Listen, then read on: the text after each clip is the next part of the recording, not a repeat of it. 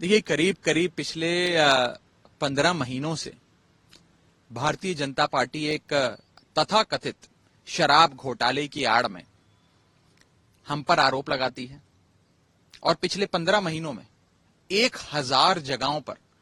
Enforcement directorate द्वारा रेडें करवाती है, सीबीआई द्वारा रेडें करवाती है। कई 100 अफसर इस पूरी तथाकथित जांच में लगे हुए हैं, लेकिन 15 महीने बिताने के बाद, कई लोगों को अरेस्ट करने के बाद, जांच की आड़ में अरेस्ट करने के बाद,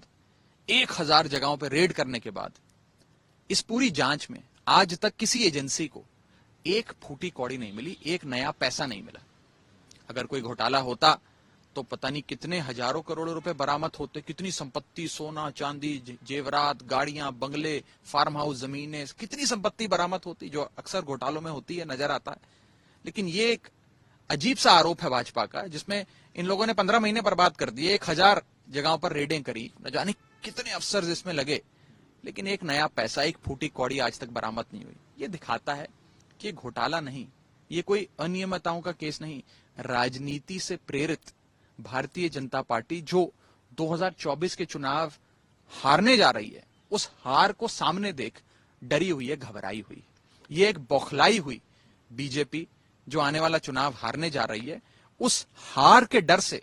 आनन फानन में ये काम कर रही है, जिसके तहत आज हमारी पार्टी के साथी संजय सिंह के घर पे ईडी की रेड करवाई गई है। मैं साफ तौर पे कहना चाहता हूं, जो ईडी की रेड पिछले कई घंटों से संजय सिंह के घर पे चल रही है, एक फूटी कौड़ी उनको वहां से बरामद नहीं हुई, एक अनियमितताओं से या किसी भी चीज से संबंधित जो आरोप है, रत्ती भर सबूत इन्हें कोई बरामद नहीं हुआ, क्योंकि जब घोटाला हुआ ही नहीं तो मिलेगा क्या। तो ये भी साफ तौर पे राजनीति से प्रेरित है और आने वाले चुनावों में, 2024 के लोकसभा चुनावों में, अपनी हार को अपनी आंखों के सामने देख एक डरी हुई भाजपा का ये एक प्रकार से आखिरी पैंतरा है, एक आखिरी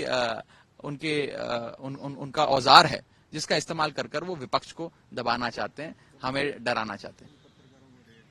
देखिए, आप देख रहे हैं कि कैसे पिछले कई दिनों से लगातार ये चल रहा है। कल आपने देखा कि कुछ जर्नलिस्ट पर एक्शन लिया गया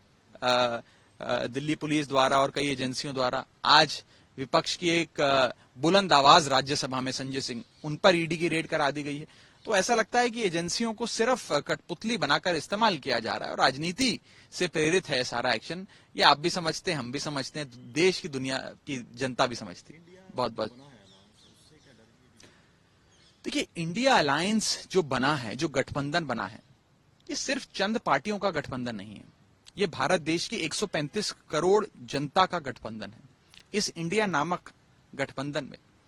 इस देश की सारी आबादी समा जाती है। 135 करोड़ लोग जिस मर्जी मजहब से, धर्म से, जात से, बिरादरी से, भाषा से, शैली से, जिस मर्जी आर्थिक बैकग्राउंड से आते हो, सब इसमें समा जाते हैं। और एक मजबूत दृढ़ संकल्प के साथ देश के लोगों ने इस गठबंधन को तैयार किया और संकल्प है इस देश को भाजपा से मुक्ति दिलाना, भाजपा को सत्ता से बेदखल करना और देश में एक नई व्यवस्था कायम करना जो इस देश को आगे बढ़ाए। आज कहीं ना कहीं उस इंडिया गठबंधन के डर से ही